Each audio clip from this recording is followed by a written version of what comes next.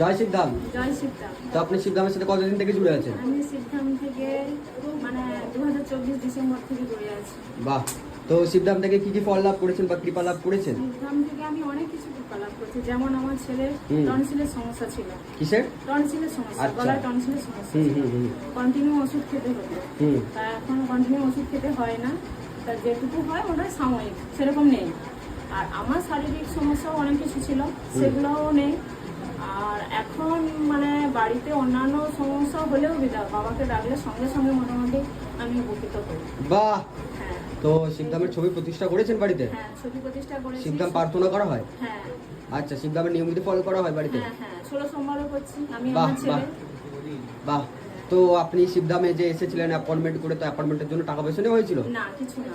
আচ্ছা, তো শিবধামে যে এসেছিলেন সমস্যার কথা কি আপনি বলেছিলেন নাকি শিবধাম থেকে বলা হয়েছিল আগে থেকে? সবকিছু বলেছিল গুরুদেব শিবধাম থেকে আগে থেকে বলে দেওয়া হয়েছিল, তাই তো? হ্যাঁ। আচ্ছা, তারপরে সেগুলো আপনি করতে থাকেন? আপনার হ্যাঁ হ্যাঁ, আপনার সমস্যা অনুযায়ী উপায় বলে দেওয়া হয়েছিল, সেগুলো আপনি করতে থাকেন। তো সেখান থেকে আপনি এই সমস্যা থেকে এখন কেমন আছেন? এখন অনেক আগে থেকে বেটার আছে। বাহ। পারিবারিক সমস্যা ছিল, সেগুলো ঝামেলা কাটছে, মানে কাটছে আস্তে আস্তে করে।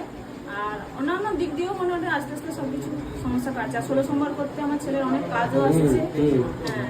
তো আপনার ওই যে ছেলের সমস্যা ছিল, সেই সমস্যা নিয়ে কোথায় দেখিয়েছেন বা কতদিন ভুগেছেন? আগে কলকাতায় নীলতন হাসপাতালে এগুলো ডাক্তার অনেক দেখিয়েছে, ঠিক আছে। তো বলছিলাম যে কন্টিনিউ ওষুধ খেতে হতো, এখন আর ওষুধ খেতে হয় না। ওষুধ খেতে হয় না। তা কতদিন থেকে ভুগেছিল সেই সমস্যাটা নিয়ে?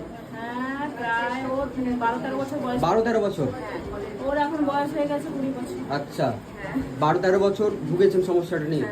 আচ্ছা, তো সেখান থেকে শিবধামে আসার পরেই কতদিনের পরে বুঝতে পারলেন কি হ্যাঁ কিছুটা ভালোর দিকে যাচ্ছে, বুঝতে পেরেছেন যেটা? শিবধামে প্রায় 2 থেকে 3 মাস আমি ছবি প্রতিষ্ঠা করার পরে আমি নাম জপ করতাম, পূজা করতাম। 16 সোমবার কিন্তু প্রথমে স্টার্ট করি। আচ্ছা, তখন আপনি ধামে আসেননি? না। আচ্ছা, শুধুমাত্র ছবি প্রতিষ্ঠা করেছেন? আচ্ছা, ঘরে পূজা করতাম, সোমবার হলে পূজা করতাম, এমনি পূজা করতাম, 16 সোমবার পূজা করতাম না। আচ্ছা। তারপরে আস্তে আস্তে আমার ছেলেকে কিন্তু ওষুধ খেতে হলো না, ওষুধ খাওয়াটা বন্ধ হয়ে গেল। বা আমার শারীরিক অনেক কিছু সমস্যা ছিল, সেগুলো অনেক মানে সমস্যা কেটে গেছে। বাহ বাহ। তো আপনার ছেলের কতটা এখন ভালো আছে? অনেকটা ভালো আছে। যেটুকু হয়েছে তাহলে ডাক্তার যেগুলো বলেছিল সেই জায়গা থেকে এখন আর খেতে হয় না। খেতে হয় না? ওষুধই খেতে হয় না? 13 বছরের সমস্যা ভ্যানিশ হয়ে গেছে শিবধাম আসার পর?